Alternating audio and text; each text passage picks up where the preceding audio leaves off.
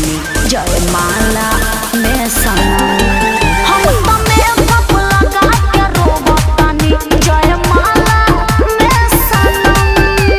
दुश्मन बा तोहर भाई बड़ी बाटे कसाई,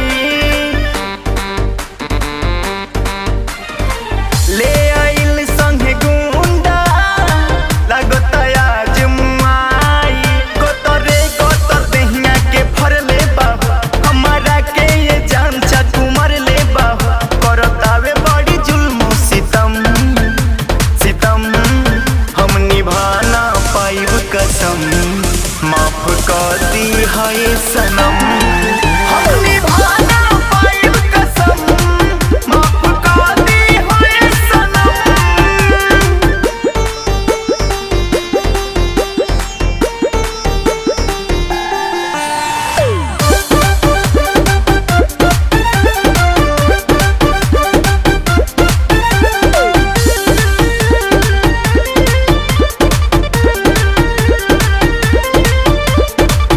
भइल जब सगाई कहानी ले चलो भगा के।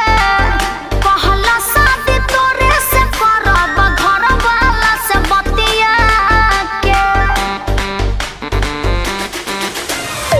सोचले रहनी तोहरा मम्मी पापा के मनाइब हो। तोहरी दुआरिया पवा रात लेके आइब हो। कसहु तू ये राजा आ जानू हो, प्यार के फर्ज आके निभा जानू हो।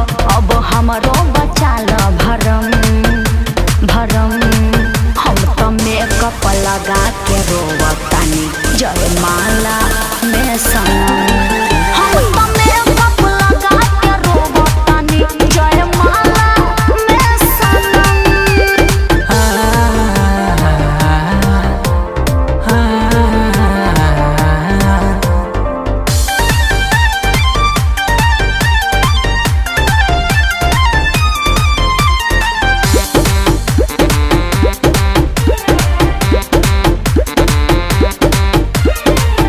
चुनरी में बंधले बानी अपना जहार हो। आई बनाना गेंदर उजाला तो खा के जाइब मोर हो। दूसरा के दुल्हन तोहके बने नाही देहब हो।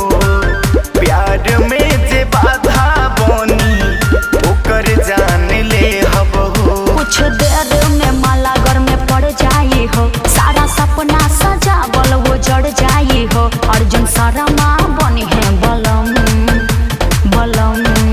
हम तो मेकअप लगा के रोवतानी जयमाला में सनम।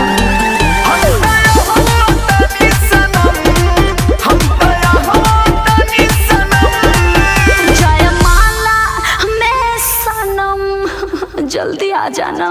राजा